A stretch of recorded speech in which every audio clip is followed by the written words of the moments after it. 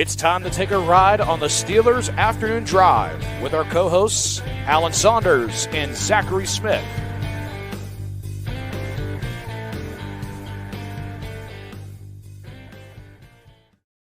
Thank you for the lovely introduction. As always, Brandon Ross. I am Zachary Smith. That is Alan Saunders. Welcome into another Steelers Afternoon Drive. Alan, how we doing?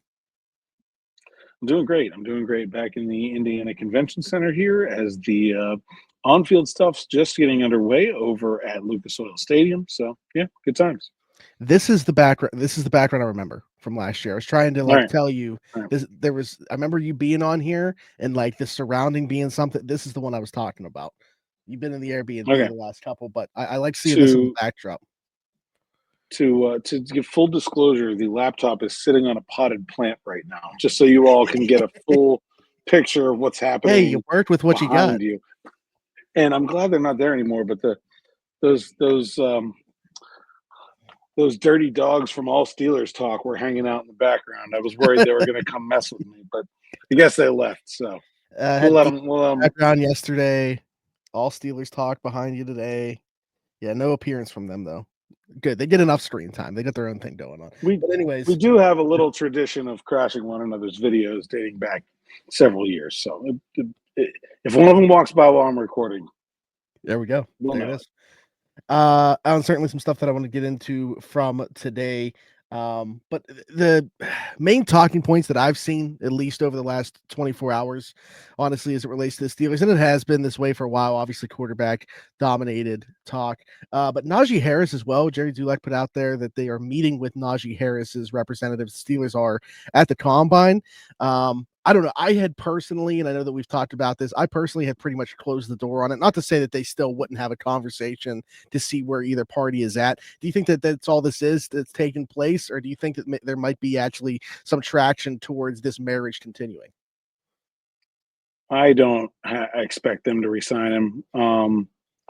It would be very, very crazy to me for that to happen. I don't see it at all.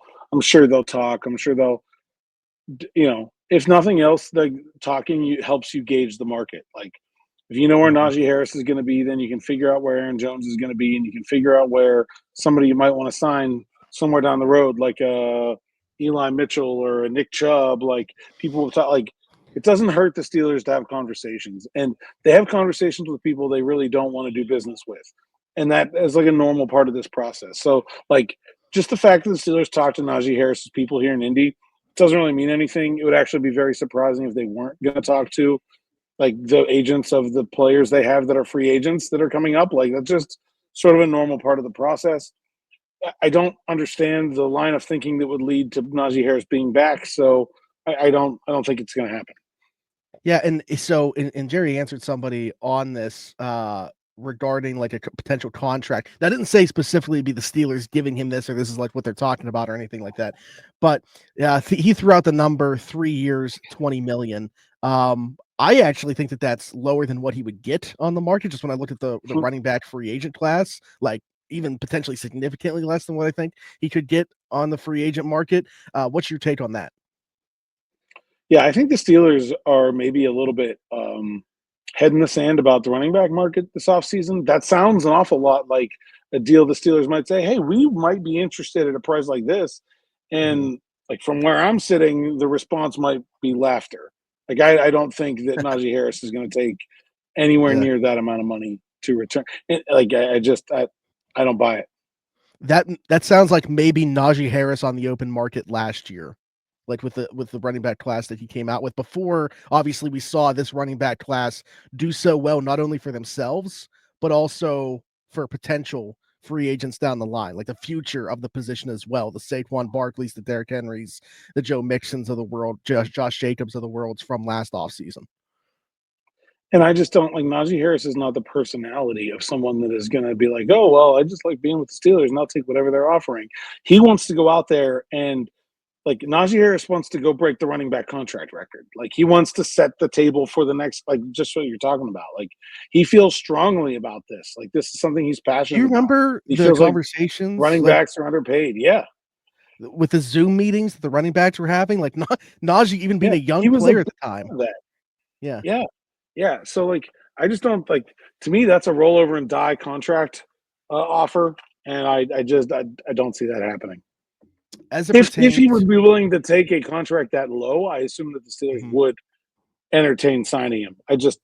I'm with you. I don't even think that's in the ballpark.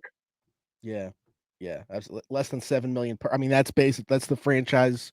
Or I'm sorry, that's the 5th-year option The number. fifth-year option was like 6.9 million. Yeah. Yeah.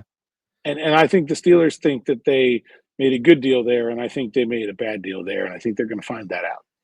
Yeah. As it pertains to the other position I want to talk about there, I said quarterback. Russell Wilson, there's also some buzz surrounding him in terms of the conversations that are taking place there. Like over the last 24 hours, a lot of people putting out there that they feel like he's now the favorite to re-sign. I had a conversation with somebody telling me like, and this is just, again, like I don't like doing the whole speculation thing, but just telling you the conversation that I had. Surrounding Justin Fields and Russell Wilson was about maybe they feel like they're going to lose Justin on the open market to somebody else. He wants to test free agency. There's nothing that the Steelers could do or offer right now before he hits free agency. Like he's dead set on testing those waters. And if that's the case, would they pivot to Russell Wilson, maybe reigniting talks with him? And all of a sudden, does that make him the favorite? What do you make of that? Have you heard anything regarding either of those guys? And has your mind changed on who you think is going to be the starting quarterback? Yeah, I guess let me just try to set out like what things I can say that have been out there that I think I can pretty well confirm are true. I think the Steelers have been in conversations with both Russell Wilson and Justin Fields. I think there was a report out there the other day that the asking price was higher for Russell Wilson than Justin Fields right now. I think that might also be true, but like you said, like with some significant caveats, and that I think there is a concern from the Steelers, even though Omar Khan said the exact opposite when we talked to him on Tuesday. Justin Fields is not going to be willing to sign before the start of free agency. And if he is not willing to sign before the start of free agency, I do think that pivoting to Russell Wilson then becomes, like we talked about it, a plan C. Plan A was to try to find if someone else was possibly available. I think they're striking out on that, that aspect of it. Even if I think that the coaching staff strongly prefers Justin Fields to Russell Wilson, but I think they are not going to put themselves in a position where the first day of the free agency contact period opens and they don't have either one of them under contract. And so if Justin Fields is not willing to sign between now and then, or he's not willing to sign for a reasonable amount between now and then I think they will sign Russell Wilson.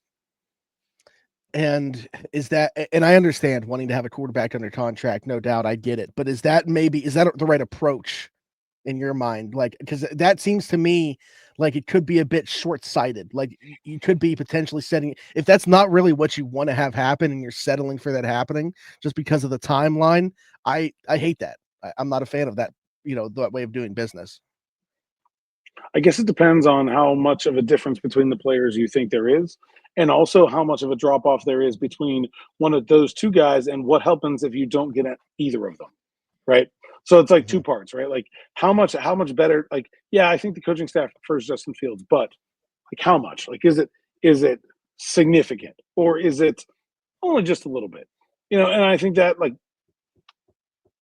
that plays into it. Like, I think like Russell Wilson is probably more likely to be the better player in 2025. He was the better player last year.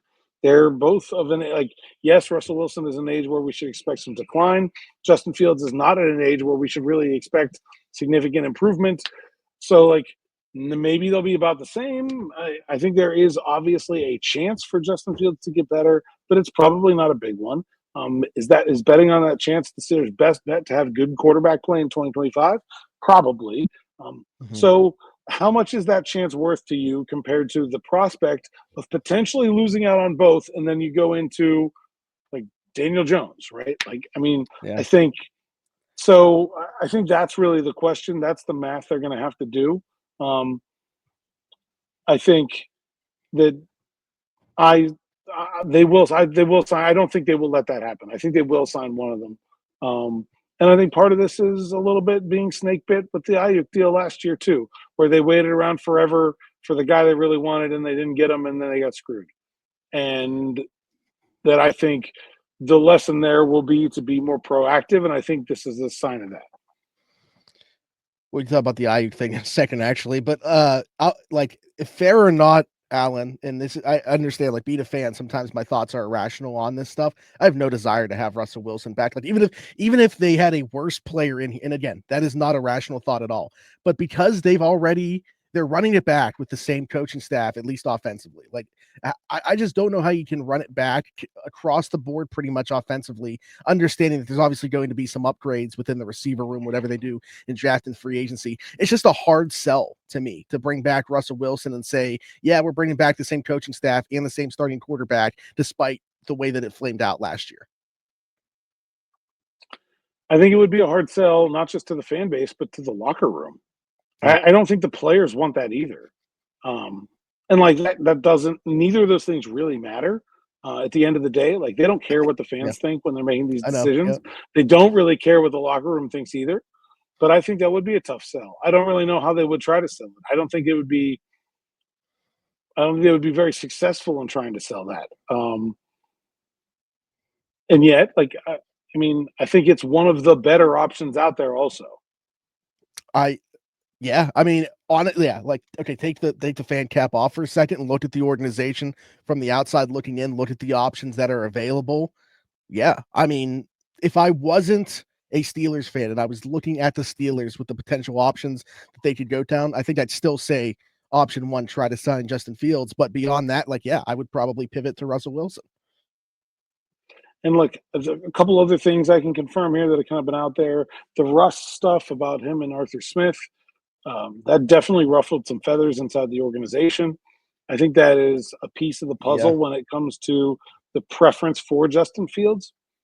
And the other thing that I've heard that I think has been out there as well is that Justin Fields does have, I don't know about a strong desire to hit the open market, but maybe some serious interest in at least one of the other potential landing spots. That when we've talked about where will he end up if it's not Pittsburgh, I think at least one of those options has become intriguing enough for him to want to wait. Yeah, I would just really hate to see him jet for free agency, with the other options that are available. The thing about Justin is I don't think he will be very expensive, even if he gets to the market. So, like, I wonder how, like, the Steelers feel about their ability to be competitive with him, just in terms of like a desire. Like, do you think? So let's say the one of the teams that is out there that really wants Justin Fields, one that's been connected to him a lot, is the Jets. Okay, and let's say Justin Fields would, in his head, like, likes the idea of playing in New York.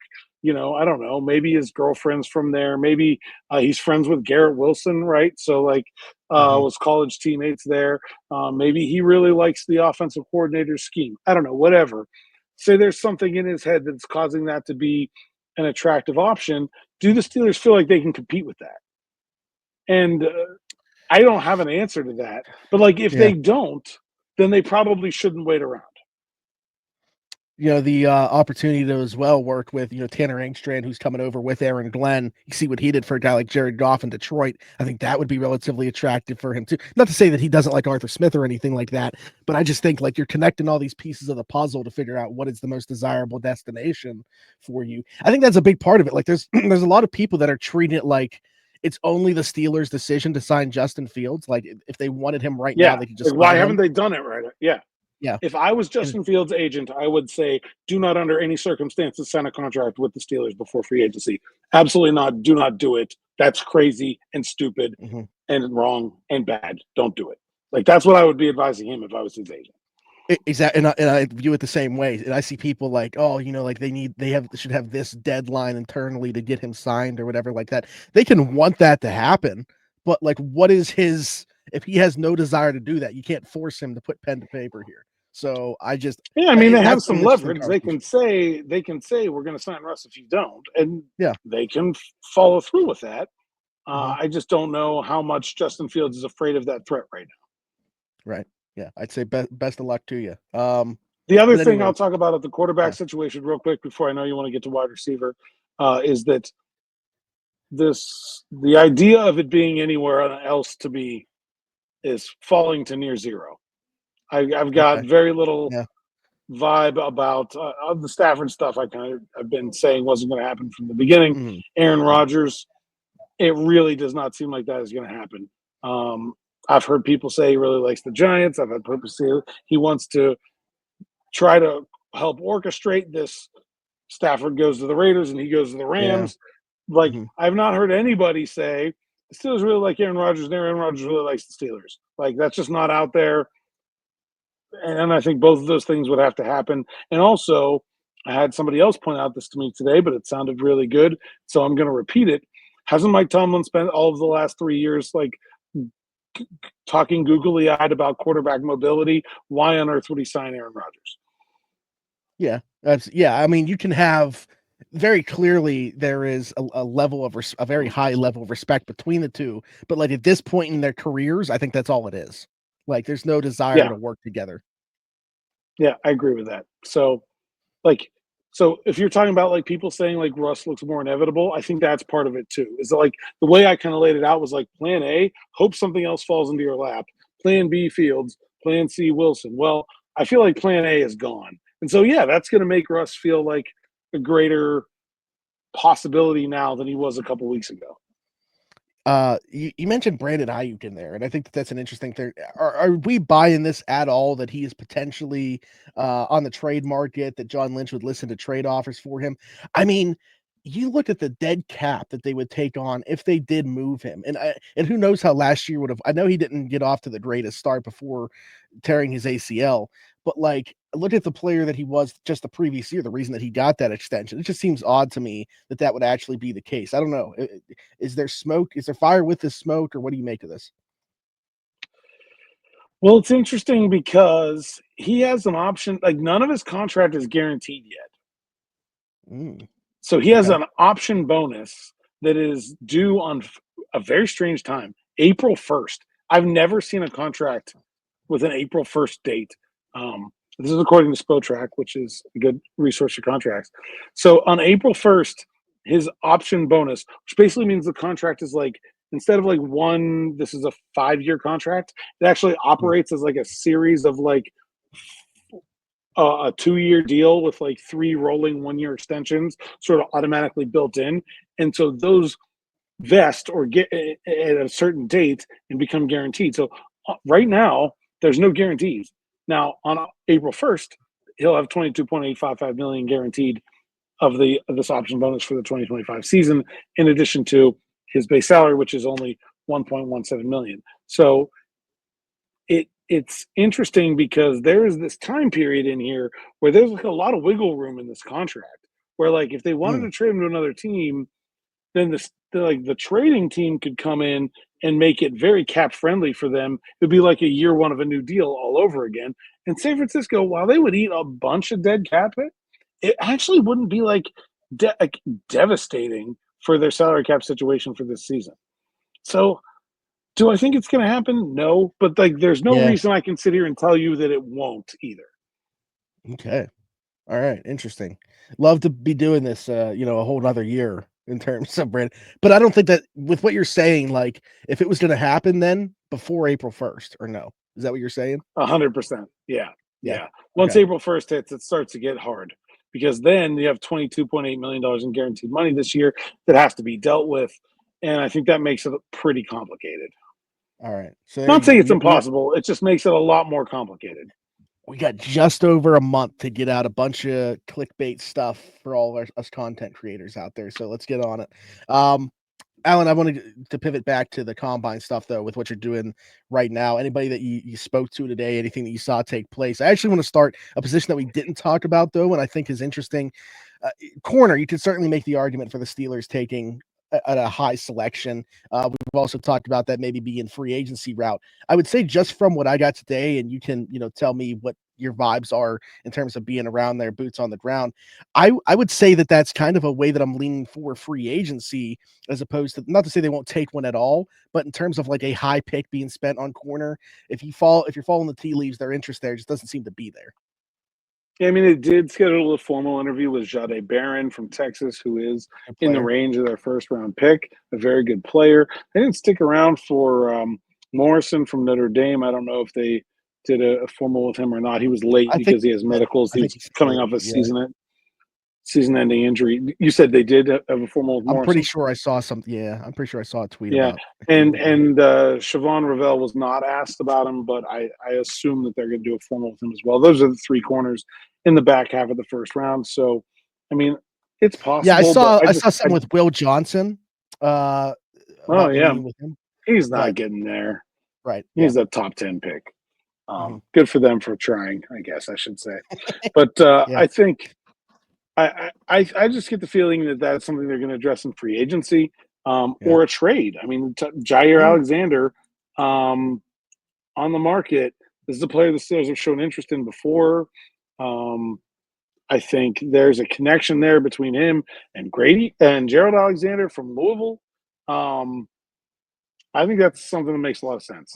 And so if it's that, if it's not, it may be a free agent move like a Samuel or a Travarius Ward or someone like that. Also, you want to talk about connections to Gerald Alexander, Nate Hobbs, the slot corner, was with him last year in Las Vegas. So like I could totally see like a trade for Alexander and sign Hobbs, and corner is pretty much off the board at that point. They're doing their due diligence. It's not a great corner class. It's not bad. It's got some good players. It doesn't have like an overwhelming number of them.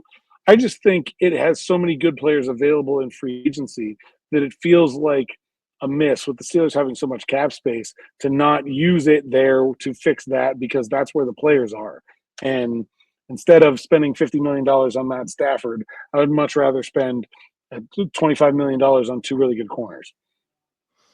Yeah, that's one of the positions, like I said, I think that they'll address in free agency, but it wouldn't stop them from taking, like a project guy down the board, because there's a ton of those like, longer, like they fit that prototypical size the Steelers are looking for down the board that are very clearly not day one starters, and I don't know if they'll ever be starters, but there's like a moldable ball of clay to work with there, and there's a lot of those guys in this draft. Yeah, and I think they got those 2 sevenths, so those are dart throws. I think safety to me is a bigger draft need for them than corner, though. DeMonte Casey's a free agent. I would be slightly surprised if he's back, and I think safety is a position where they would do well to get younger at. So, in terms of whether it's a safety or any other spot, I want to go to, what you were hearing today or seeing today. Talked obviously just about the corners right there, but just in general, we talked about the defensive linemen. Obviously, yesterday they tested today, except for Walter Nolan and Grant, who we talked about. Obviously, Kenneth Grant obviously talked about quite a bit yesterday. So, what are your combine takeaways from today?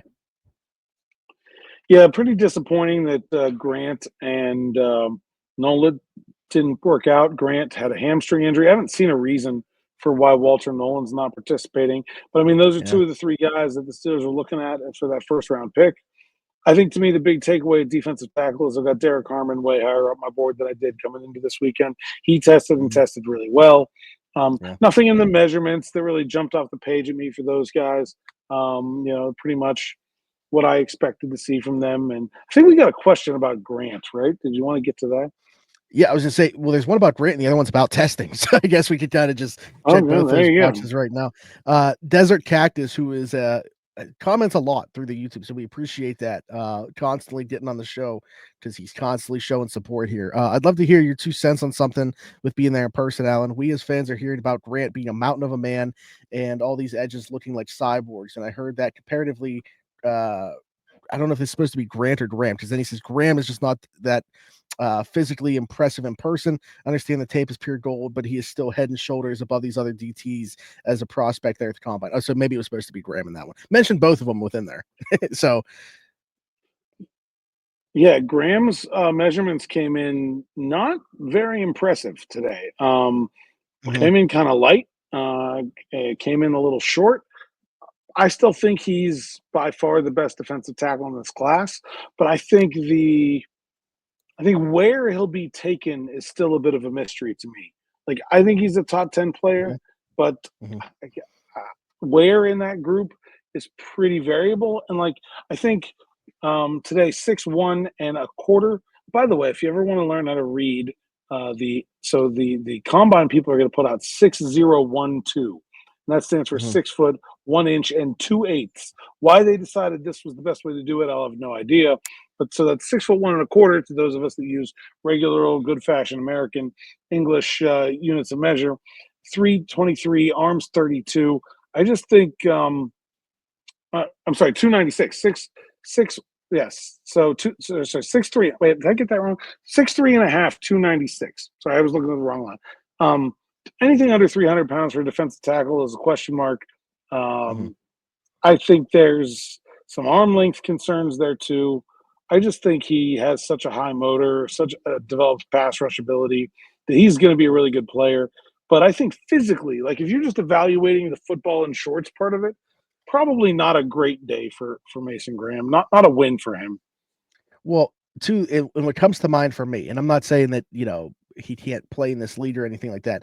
But we talk about how it goes in a cycle. And you look at the way that the league has gone kind of now with the more run heavy and everything like that. Not saying that he wasn't able to hold up against the run in Michigan, but now we're talking about in the NFL. Do you think that there's some concern there in terms of how he's going to hold up in the NFL against, teams that are running the ball 30 plus times a game?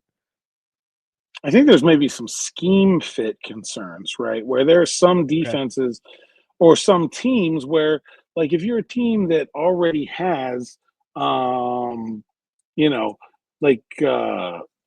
somewhat undersized 3-tech, and you're looking to put another person beside them, like maybe it does. Like, the Bucks are playing an odd base now, but a team with a smaller defensive tackle already may not want Mason Graham to go next to that player. I think it starts to it. I don't think it hurts the future outlook, but I think it does start to minimize the potential landing spots. Yeah. Okay. And as it relates to testing, Varzak here said, in the old days, the 40 times is what everyone always talked about, but it by itself to me doesn't mean that much. To me, the 40 time with the split time together is what's important for DLs and OLs. Those two numbers represent stamina, and the first split time is good, but the guy trails off fast, and it's a conditioning issue. That's how I look at it. It's just not speed. 40 time is important for DBs, RBs, and wide receivers, IMO. But I keep going back to the split for guys on the offensive line and defensive line. Bench press to me in the same ballpark. Bench press to me means not that much for anything for the three groups mentioned, such as DBs, RBs, and wide receivers, but it does matter for the trenches. To me, 3-cone is very telling, and you rarely see it covered. It's based to cover all dexterity. If a guy gets sloppy in that, chances are he's going to be sloppy with his technique going forward. If a guy scores low on that, you need other measurables. I think Indy is way overrated in general, though. Very long comment from Varzak, but just in terms of the numbers that he's looking for, what he believes is important. What's your take on that? Yeah, I mean, I think the first thing is the measurements are important. As we just talked about with Graham, as you're going to see with a lot of other people, the colleges lie quite badly. Graham was listed 30 pounds heavier by Michigan than he turned out to be. Wow. And so, that's part of it. The second part of it is, not all these drills matter for every position. Steelers are looking at defensive linemen. I don't really care what their 40 time is. I do care about their 10-yard split. I do care a little bit about their short shuttle. Or the 3-cone, maybe not so much for defensive linemen, but short shuttle, yeah. The thing is that a lot of these athletic testing numbers historically are very closely aligned. There are some players that are outliers. For the most part, guys that run good 40s, run good shuttles, and run good cones, and guys that don't. Because it's not because it doesn't have anything to do with their football ability. It's because the guys that run well generally run well because of the combine specific training that they do that sets them up to succeed in these drills. And so I agree with sort of the base point there that Indy is kind of overrated, because I think we've gotten to a point where what this is so different than what football is. And agents and training companies have found ways for players to be able to maximize their performance here that doesn't really have anything to do with their position they're playing on the football field. I've talked to guys here at the combine that have cut tenths off their 40 time since they started training for the combine. Now, they're not cutting those tenths off their 40 time because they've gotten faster. They're cutting those tenths off the 40 time because they're maximizing their technique for the drill. It's all about your start. It's about the way you hold your hands. It's about how you start low and then rise to the finish with the 3-cone. It's all about your footwork, but like none of that's football. It's just track and field. And so what I think what ends up happening is guys become better track and field athletes and they test really well. It doesn't matter on the football field. The tape is still matters what the most. That's one of the things I think the measurements are one of the most important things here.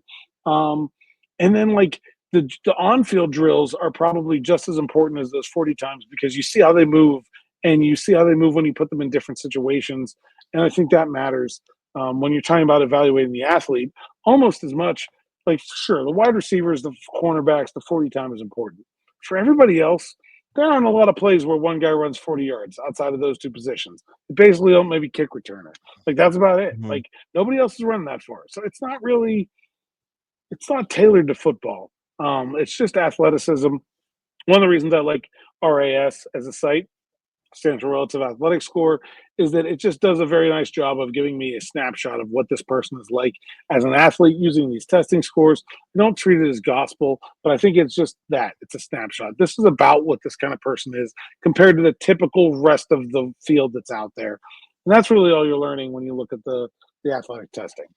Yeah, the evolution of the event to me has just been so intriguing because, like, originally it was just like teams wanting to get medical stuff information on them, and you mentioned the measurable stuff too. But now to the point where it's at now, I remember when we had on Around the 412 when we had Minka on the first off season that he was here in Pittsburgh, and we asked him about just like his experience going through the combine and stuff, and he said like the only thing that, like you just said, he was focused on that being his best day in those drills, and then didn't care about any of it afterwards. Like you're training for that one specific thing, have your best day in it, and then he could care less about what his 40 time is after he runs that for one day. Yeah, that's exactly. And especially like, I mean, Minka might run 40 yards in the game at one point. Kenneth Grant ain't ever running 40 yards ever. So like, who cares what his 40 time is? Pretty impressive clip of him tracking somebody down, but that was probably about like 15 yards, but yeah, 40. Yeah. The 10-yard split is definitely more important for linemen than the 40, for sure. Mm-hmm. For sure. Yeah, absolutely. Alan, we actually didn't get to everything that I wanted to today, but at the same time, the great news about that is we have another episode tomorrow. You got DB there with you. Is DB going to join the pod tomorrow on a Friday, even though he's with you? I think he's going to be driving home, so I think probably unbelievable. Not. This guy didn't have him on last week. Now he's not going to be this. I'm going to have to start docking pay. I know it's not me that makes that determination, but I think we'll let it slide this time. All right, one more though. I'll seriously consider, a write-up or something at least. But either way, until tomorrow, Alan, tell the people they can find you. Hey, Saunders _PGH on X, Instagram, TikTok, and Blue Sky. PGH Steelers Now, the site's account, SteelersNow.com. Like, subscribe, hit that bell for notifications here on the YouTube platform so you don't miss an episode of Steelers Morning Rush, which apparently people love the walking Steelers Morning Rush. I had no idea that was going to be such a hit, or I would have done it a long time ago. But also very oddly specific to this situation. It's not like I'm spending a lot of time walking around all over the world. But yeah, so glad people have enjoyed that and that they continue to. And yeah, that's it. Not a bad way to get some exercise in, though. Just put out a podcast. It's like, somewhere between 5 to 10 minutes. People are enjoying it. So I don't know, maybe mix them in every now and then, even when you are back home. There you go. Think about it. Anyways, subscriber count. We are at 15,100 and Daniel Sepulveda subscribers. Oh, right now. That's a pull. Punter / linebacker, Daniel Sepulveda. That's a pull. We'll go Norm Johnson. Norm Johnson, the 1990s kicker. But yeah, of course. That's solid. There we go. So be sure to like. I'm not going to mention Chris Boswell. We're going to mention Chris Boswell. No, everybody knows. Well, okay, like that's probably what everybody in their mind is immediately thinking. Maybe the most beloved Steeler. He's the only one I think that like can't do any wrong right now in the eyes of Steelers Nation. So shout out to Chris Boswell. Yes. But hit us with your thoughts, anything that we talked about today, a question or topic for a future episode. Obviously going to need those as we continue to work through the offseason here, so do that. If you're listening somewhere else, Apple, Spotify, wherever your podcast from, you can find us over there. Just search Steelers Afternoon Drive. leave us a 5-star review and subscribe if you were over there. Search the same thing on TikTok. We're back over there. Just start posting content back again over there. And then you can find me everywhere, Zachary Smith, PGH, for Alan Saunders and myself. Thanks for jumping in and taking another ride on the Steelers Afternoon Drive.